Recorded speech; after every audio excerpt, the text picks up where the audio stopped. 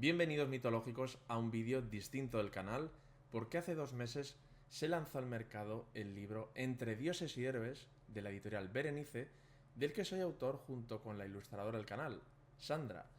Y aunque ahora os voy a dejar con la presentación que tuvo lugar en la librería Joker de Bilbao, no quería desaprovechar la ocasión de enseñaros de primera mano lo que viene a ser el contenido del libro, que consta de toda la cronología griega, 100 personajes con su biografía a todo color y un anexo bastante cuidado en el que tenéis árboles genealógicos y otros detalles de interés. Para aquellos seguidores que seáis fuera de España, que queráis conseguir el libro, que muchos habéis escrito en los comentarios, deciros que podéis conseguirlo a través de Amazon España, dentro de la propia web de Amazon España, y a través de lacasadellibro.es. Si sois de España, no deberíais tener problema en conseguirlo en vuestra librería habitual. De todos modos, para cualquier duda o consulta podéis escribirlo aquí en los comentarios sin problema. Dicho esto, os adelanto que dentro de la presentación hay un espacio para responder a las preguntas más interesantes que lanzasteis con motivo de la llegada a los 100.000 suscriptores. Así que esa celebración se ha tenido que posponer un poco y lo recogemos en este vídeo. Así que es un vídeo doblemente especial por la celebración de los 100.000 y por el lanzamiento del libro Entre dioses y héroes. Obviamente nada de esto se hubiera logrado si no fuese por vuestro apoyo, así que gracias a todos los suscriptores, gracias a todos los que habéis apoyado el libro y gracias a todos los que fueron a la presentación en Bilbao, ya vivierais cerca o vinierais desde muy lejos. Espero que la disfrutéis. Buenas tardes a todos. Bienvenidos al Espacio Joker. Vamos a tener aquí la presentación del libro Entre dioses y héroes, escrito por Unai Martínez de Soria, creador también del canal de YouTube Mitos y leyendas deconstruidos. Mitos y leyendas deconstruidos. Y la primera pregunta obligada, Unai, va a ser esa. ¿Cuál fue el motivo por el que te llevó a crear tu canal de YouTube? Pues hay dos razones fundamentales.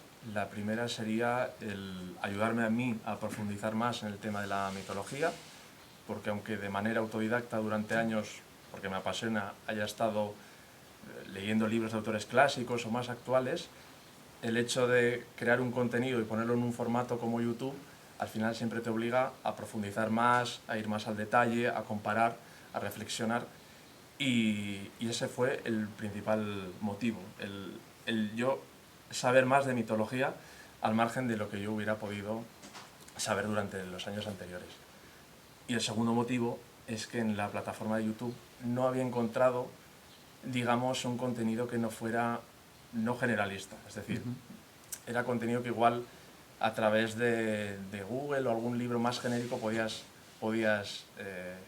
descubrir. Y a mí lo que me apasionaba era pues, entender por qué había diferentes versiones, por qué un libro de un autor decía una cosa, otro otra, y el enlazarlo todo eso en un orden cronológico, ¿no? el entender por qué los acontecimientos sucedían y cómo sucedían. Y viendo que había un espacio en internet para ese tipo de contenido, pues decidí hacerlo y hasta aquí. Muy bien. ¿Y la idea del libro cómo llega a surgir? ¿Base al canal o Bueno, un paso más? Bueno, siempre, a ver, de mitología hay muchos libros, ¿no? Y el canal tiene una particularidad y es, además del tipo de contenido que acabo de mencionar, son las ilustraciones. Muchos seguidores habían comentado, pues, oye, tendrías que intentar pues, que pudiéramos acceder a ellas o venderlas o alguna cosa. Y bueno, reflexionamos sobre todas esas peticiones y no te voy a negar que a todo el mundo le hace ilusión, Sí. Después de crear un canal y divulgar, por así decirlo, el hecho de transformarlo todo en un libro. Así que vimos una buena combinación de contenido diferenciador, tanto por el propio escrito como por la parte ilustrada, y lo propusimos y, bueno, Almuzara, con el sello Berenice, ha sido la que ha apostado. ¿Presentasteis a muchas editoriales? No tantas, no tantas. O sea, fue, pues se creó pues bueno, no voy a dar muchos detalles, pero sí, bueno, se presentó el proyecto a unas 20 editoriales, 3 estaban conformes y vimos en Almuzara gente muy seria, muy profesional y pues hemos trabajado muy bien Sandra y yo con ellos en estos meses. Gente que apuesta por autores noveles. Sí. Con un tema un poco particular, la mitología, que aunque sea conocida y demás y tengas mucho en el mundo, en el mercado donde elegir, pues bueno, se decidieron por este libro, ¿no? Sí, es decir, la mitología parece que nunca acaba. Siempre hay algún libro nuevo, alguna referencia. En el día a día es algo que está muy vigente. Entonces, pues bueno. ¿Y cómo fue a la hora de diseñar el libro, de crearlo y demás? Toda esa labor de investigación, documentación, ¿cómo te llevó al punto en el que estamos ahora? Pues, bueno, gracias al canal, mucho de este texto yo lo he, bueno, está vigente en el propio canal porque he intentado que fuese igual de riguroso. La parte de la cronología a mí me parece muy importante, el ordenar todos los acontecimientos, como he dicho antes, el dar importancia a que existan diferentes versiones, que uno lo sepa, y bajo ese prisma, junto con el material que ya teníamos, pues crear este libro que es diferente en ese sentido. 100 personajes, los 100 personajes que consideramos los más importantes o los más destacados de la mitología, con sus propias biografías, con muchos detalles, como puede haber algún, bueno, aquí no aparecen, pero algún símbolo, árboles genealógicos y demás, y luego aparecen cada uno en el momento de su nacimiento, por así decirlo, desde el origen de los tiempos hasta el regreso de Odiseo en la Odisea, dividido por bloques, y ahí se presentan los personajes. Has comentado 100 personajes. Sí. ¿Por qué 100? Porque es un número redondo y porque la mitología griega tiene muchísimos personajes.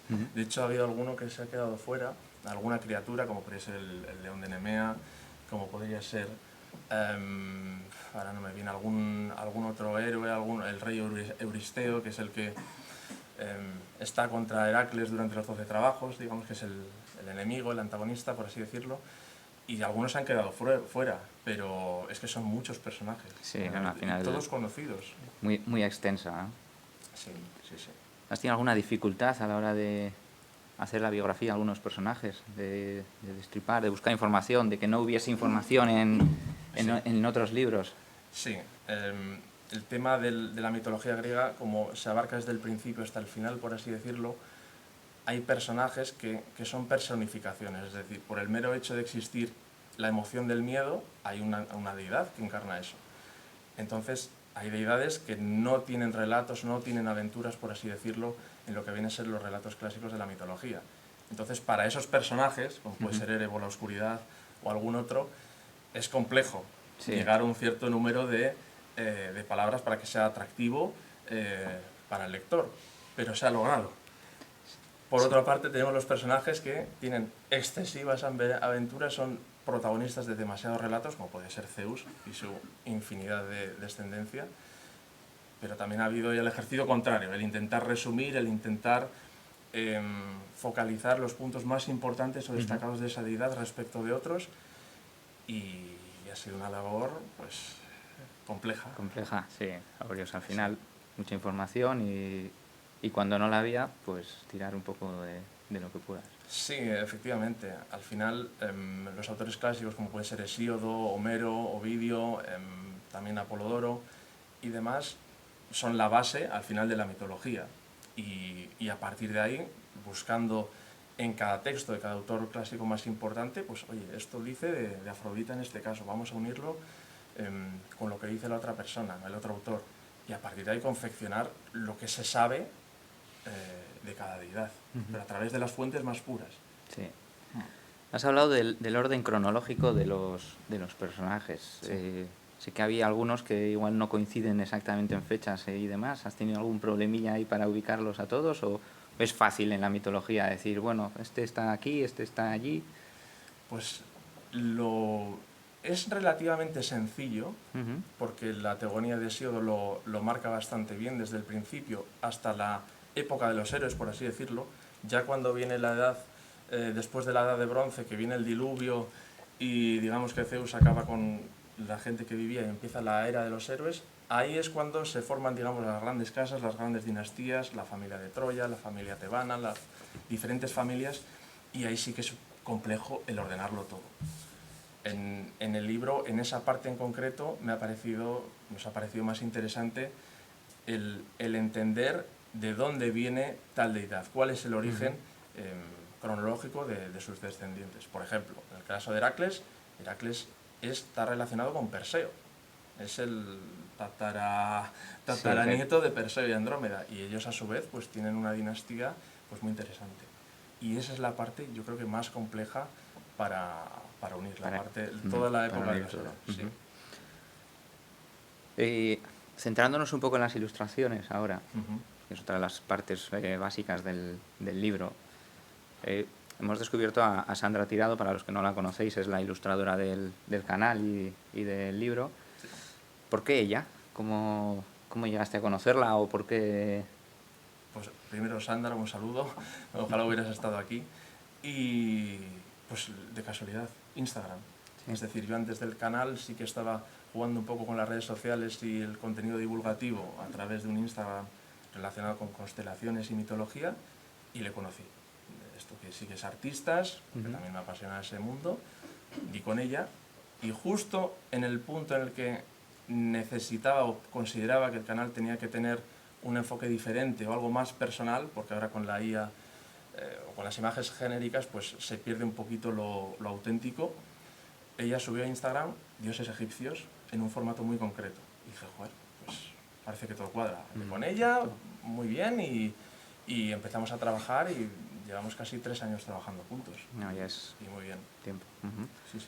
Cuéntanos un poco sobre las ilustraciones, porque acabáis de comprar el libro, lo podréis ojear, pero cada ilustración tiene su historia. No son todas iguales, tiene ciertos matices y cuéntanos un poco, háblanos un poco de ello. Pues bueno, aquí hay algunas que estáis viendo y lo que más destaca es, bueno, aparte de que la calidad es muy buena porque Sandra es una gran profesional, es el hecho de los colores del fondo y hacia dónde miran, ¿vale? Esto se ha cuidado bastante en el libro, en el sentido de que todas las deidades relacionadas con el mar, pues el fondo es azul. Todas las deidades relacionadas con el inframundo tienen el fondo morado. Todas las deidades relacionadas con que personifican algo, como puede ser el amor, el odio, la guerra, en rojo. Y todas tienen una explicación que también aparece en el anexo del libro. Hacia dónde miran tiene que ver un poco con el conflicto que durante la mitología tienen los personajes. Los que miran al frente son deidades, digamos, primordiales que no tienen más que... son el origen, por así decirlo. Luego los enemigos miran a la izquierda, los que son más promortales o gente, digamos, que gana la guerra están a la derecha, y los héroes pues miran al cielo porque están siempre en contacto con los dioses. Entonces todos esos detalles se explican y se han cuidado. Muy bien, o sea, al final la ilustración es buena y marca ese punto de diferencia junto con respecto a otros libros que puedas encontrar sobre mitología en el mercado. Sí, a ver, tampoco voy a decir nada de otros libros de mitología en cuanto a cada uno tiene su estilo, pero sí que considero que en este se aúna tanto bellas ilustraciones como un contenido trabajado, que normalmente a veces por primar lo bonito no es tan cómodo a veces de leer o no quizá logras dar con el significado profundo que hay detrás, ¿no? Sí. Le dan un sentido a los personajes. El hecho de entender hacia dónde mira cada uno, de los colores y demás, pues le dan un sentido a cada personaje para que sea visualmente atractivo, ¿no? Sí. No hay nada al azar en ese sentido, está todo estudiado. Muy bien, nos has dicho que en el anexo viene también explicado esto. Es importante saber que en el anexo hay ciertos detalles del libro que pues, explican un poquito más cositas aparte de ello. Habla de los autores clásicos, sí, que son importantes para entender la mitología griega. Eso es, sí. En la parte, el libro tal y como está configurado, que es un orden cronológico, se divide en secciones y al finalizar esa sección de los personajes que nacen o se explican, aparece la referencia de pues la ilustración con la biografía de cada uno. Y al final del libro, como una especie de reflexión o para cuadrarlo todo, aparece un mapa de Grecia, de la antigua Grecia, con los puntos más notables que se explican por los protagonistas, a dónde acuden. también tenemos varios árboles genealógicos, Sí, todos los árboles genealógicos más importantes de la mitología, pues la descendencia de Zeus, los primordiales, los titanes, cómo se unen unos con otros. También aparece obviamente la referencia a los autores clásicos en los que me he basado y he utilizado el contenido para crear el libro, y esta reflexión que hemos hecho sobre los personajes. Y el tema de las ilustraciones. Lo del árbol, la genealogía y demás, es curioso porque a la gente que nos gusta un poco la mitología, siempre nos llama la atención a saber de dónde viene cada personaje, con quién se relacionan. Zeus era un poco... Sí. Tenía un poco la mano larga, sí. Y al final acababa dándole a todo. Entonces, bueno, es curioso y sí que me imagino que también habrá costado entender o realizar un árbol de cada personaje para llegar a elaborarlos. Sí, más que ahí lo complejo ha sido el plasmarlo, que a golpe de vista uno pueda entender de dónde viene cada uno. Porque el decir, sí, este nace de Zeus, tal, pero la manera de acoplarlo todo eso sí que es un poquito más complejo. Pero el resultado ha sido, bueno, lo podéis ver hasta el final del libro. También aparecen las uniones que son amorosas o matrimoniales, entonces, pues bueno, ahí para que se distinga. Y hay un pequeño detalle que al final también en anexo, que es el índice onomástico de todos los personajes. Sí. Que es un índice para situar en cada personaje en qué páginas del libro es nombrado, ¿no? Sí, eso es bastante útil cuando te interesa en concreto pues los relatos de un personaje, el poder tener la referencia concreta para poder navegar en el capítulo 1, en el 5, en la titanomaquia, en la época de los héroes o en la época del Olimpo. Está para facilitar al lector la búsqueda del personaje que más le interese. Claro. A la hora de hablar de los personajes, sé que tienes varios órdenes cronológicos. Empezamos hablando primero de los creadores y demás. Sí. ¿Cómo has elaborado un poquito eso? Expláyanos un poco. Bueno, como digo, la parte central es seguir la cronología de Hesíodo, del autor Hesíodo, y él va narrando, pues nace de caos, nacen estos dioses, luego nacen otros, tal, y aparecen diferentes sucesos. Y eso, junto con otros autores, ya entiendes cuando suceden los acontecimientos más importantes. Es verdad que hay muchas contradicciones entre autores de peso, y en el libro se recogen. Por ejemplo, Tifón en algún momento, que es una deidad, un monstruo de los más importantes, una de las amenazas más mayores contra el Olimpo y el orden, aparece en dos momentos muy diferentes de la cronología, porque dos autores muy relevantes así lo mencionan. Y uno es una batalla feroz y la otra casi intrascendente. Entonces todo eso se cuenta y básicamente el orden ya te lo dan, digamos, estos autores. Una parte de creación, una parte donde nacen después los titanes, una parte de expansión del panteón muy importante, con deidades marinas, monstruos, etc. Luego ya llegan los olímpicos, instauran en la guerra, tras la titanomaquia, el orden, por así decirlo. Hay una época en la que ellos conviven, y luego, después de ese famoso diluvio, viene la época de los héroes. Y se considera las obras de la Ilíada de Homero y la Odisea el final de la mitología, por así decirlo. Sí. Bueno, ya concluyendo un poco por las partes más importantes del libro, los tres de los puntos importantes de tu libro, o sea, el orden cronológico, sí, las ilustraciones y las diferentes versiones que encontramos por ahí, ¿no? Sí, sí. A mí esto siempre me ha parecido muy interesante porque, bueno, cuando exploras cualquier tema de manera autodidacta, y más en el caso de la mitología, para los autores más recientes, decías, bueno, pero es que Atenea, según este autor, nace de esta forma, y luego lees otro libro y nace de otra. Digo, ¿por qué pasa esto? Entonces aquí sí que se detalla este autor dice esto, este autor dice lo otro, y sí es verdad que algunas tienen más sentido por cómo después avanza la mitología, pero no dejan de ser acontecimientos muy relevantes, entonces merece la pena el comentarlo.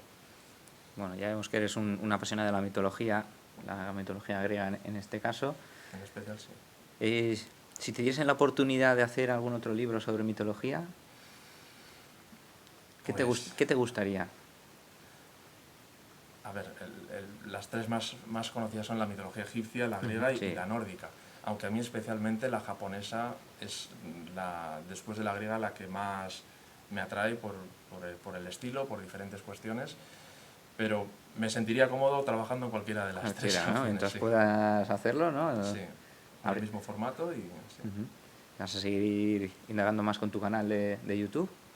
Sí, ya el ritmo no es el de antes, pero sí, claro, por supuesto. Ahora ya se terminó la cronología egipcia y ahora yo creo que tocará empezar con la nórdica o lo que digan los seguidores. Muy bien. Bueno, pues hasta aquí creo que podemos dar por zanjado el tema de la presentación del libro. Creo que ha sido muy concreto y directo. Podríamos pasar al turno de preguntas, aunque antes nos gustaría hablar de las preguntas que le han hecho los seguidores a través del canal de YouTube. Hemos recopilado algunas y demás para poder mencionarlas y que puedan verse reflejados. Y antes de que alguno de aquí los presentes quiera preguntar alguna cosilla, vamos a hablar un poco de ello. Y una de las cosas que más le han preguntado a Unai, bastantes seguidores además, es cuál sería su mitología favorita y su personaje favorito. Mi mitología favorita, la griega, sin duda, después sería la japonesa. Personaje favorito de héroes diría Perseo, por todo lo que engloba la aventura, los personajes están involucrados, Medusa, que es uno de los monstruos más famosos, el hecho de que no acaba el héroe en desgracia, que digamos se comporta de buena forma. Tiene momentos ese relato muy interesantes más allá de lo que se conoce popularmente. Y me parece también es el primer gran héroe y me parece un muy buen personaje. Aquí hago uso del poder de la edición para añadir a otros dos héroes que me quedé con ganas de comentar en la presentación. Uno es Odiseo, el último gran héroe que superó todos los obstáculos con astucia para poder regresar a casa después de 20 años. Y el otro es Aquiles, el mejor guerrero, aquel que no le temía nada y que luchó contra su destino hasta el final. Y ahora me voy. De deidades, pues Apolo y Atenea pondría en el mismo nivel, porque además de los relatos mitológicos y que pueden gustarte más o menos, está el hecho de que en la civilización han sido muy importantes. Entonces son como dos caras de la misma moneda. Uno por el tema del arte, de la medicina, de la adivinación, una actitud un poquito más divina, por así decirlo, y la otra que era Atenea, que era una parte pues mucho más sabia, enfocada en la civilización, la construcción, la navegación. O sea, son dos héroes dos dioses que son claves en la mitología y que a mí particularmente me gustan. Está muy bien. Y otra de las cosas, bueno, una de las preguntas que me ha llamado la atención de uno de los seguidores es que ¿cuál sería el peor monstruo de cada mitología? Vale, en este caso no vamos a hablar de cada mitología porque entonces nos podríamos extender aquí hasta altas horas. Centrándonos un poco en la griega, ¿cuál sería el peor monstruo? Y por dar un par de pinceladas de un par de mitologías más o tres, pues bueno, ¿cuál considerarías que es el peor monstruo en este caso? Sí, hablando monstruo como enemigo, Tifón sin duda en la mitología griega, sin duda, que es como el enemigo final que tienen que batir los olímpicos para que no haya ninguna duda que ellos son los que continúan con el legado, por así decirlo. Y en otras mitologías, pues en la nórdica podríamos decir el Jormungandr, que es la serpiente a la que se enfrenta Thor, el demonio de fuego Surtur, que es el que al final acaba con el Ragnarok, no lo consideraría monstruo. En la egipcia hablaríamos de Apophis, que es la serpiente del inframundo egipcio que diariamente se tiene que enfrentar con Ra y con el resto de sus compañeros en la travesía por cambiar de día a noche. ¿Y en la japonesa qué? Pues en la japonesa está algo que se llaman los yokai, que son los demonios, que pertenecen más al folclore que a la mitología, que esto es a veces algo que está mezclado. Sí. ¿Vale? La mitología se consideran textos que han sido creados antiguamente para explicar el origen del mundo y el origen de las cosas, porque estamos donde estamos, por así decirlo. Y el folclore va más con el desarrollo de la civilización, con las tradiciones y a veces se mezcla un poco. Entonces los yokai o los demonios japoneses están más en la parte del folclore, no en la mitología, pero sí podríamos decir pues los onis como tal, que son los demonios. Sí. Vale, otra de las preguntas que ha salido un par de veces también entre tus seguidores es qué mito te considerarías tú que es más fácil adaptarlo a algo cinematográfico, sea una serie, sea una película. Más fácil. Yo creo que cualquiera. Hombre, si hubiera que poner dinero, Heracles siempre vende mucho y es sí. muy atractivo. Todo el tema de los 12 trabajos y demás. Pero yo creo que la historia de Jasón y los argonautas, Sí. que hay alguna película antigua, yo creo que eso tendría muy buena aceptación porque son casi 50 héroes. Estamos hablando que se embarcaron, el propio Jasón, Teseo, Heracles también estuvo con los argonautas una buena parte, Orfeo, Castor y Pollux, es decir, hay una serie el padre de Aquiles también estuvo. Entonces yo votaría por Jasón y los argonautas. Bueno, pues no está mal. Hablas de Heracles y bueno, para los que no sepan muy bien quién es, aquí lo tenemos equivocado y le llamamos Hércules, ¿no? Sí. Un poco en parte gracias entre comillas a Disney, pero en realidad Hércules sería Heracles. Sí. Así que bueno, pues eso son esas cositas de la bibliografía y demás de... Sí, a ver, yo entiendo. Al final Disney ha sido muy popular, la película de Hércules y también el nombre de Hércules es más fácil sonoramente, yo creo. Sí. Pero el hecho de que se llame Heracles es porque viene por la gloria de Hera, de la diosa Hera. Y de hecho también aparece que inicialmente Heracles no se llamaba Heracles, se llamaba Alcides. Y como consecuencia de los 12 trabajos y de adquirir, digamos, ese renombre, le rebautizan de esa forma. Pero sí es Heracles. Bueno, oye, no está mal la pequeña clase de historia aquí para finalizar.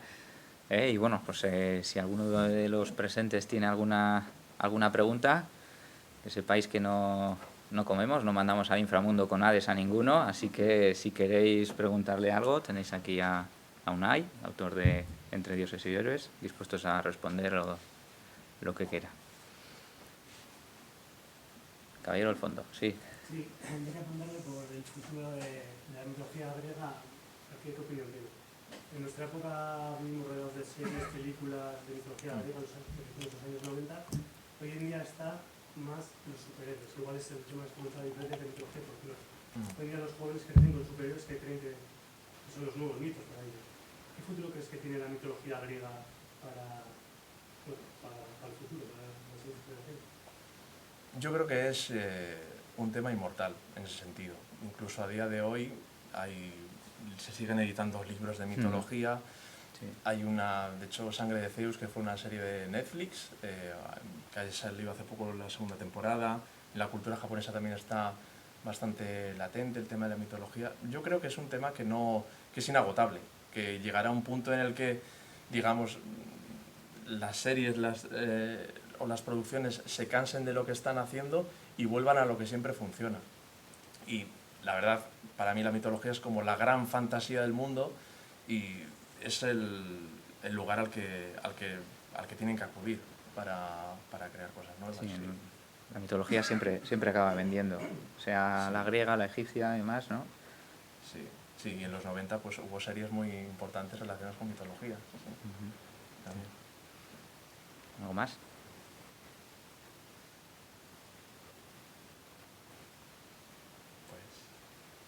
Bueno, pues si ninguno de los asistentes tiene alguna otra pregunta, a menos que Unai quiera contarnos alguna otra cosa o algún detalle o alguna curiosidad sobre algo de la mitología griega. No, ahí están las curiosidades que hacen falta y nada, sobre todo agradeceros mucho a todos el que hayáis venido, el que habéis estado aquí en esta presentación, por el apoyo y ojalá que os guste, os entretenga y saquéis algo con todo ello. Bueno, pues ya está. Muchas gracias a todos por venir, damos gracias.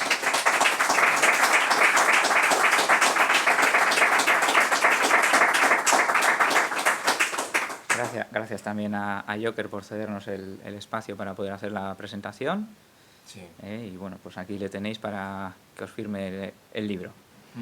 Sí, muy agradecidos de estar aquí en Joker, porque no es lo mismo acudir como comprador que como presentador. Es un rol distinto y de las opciones que teníamos, esta fue la que elegimos sin duda desde el principio, así que contentos de estar aquí. Pues cuando queráis, Y todo vuestro.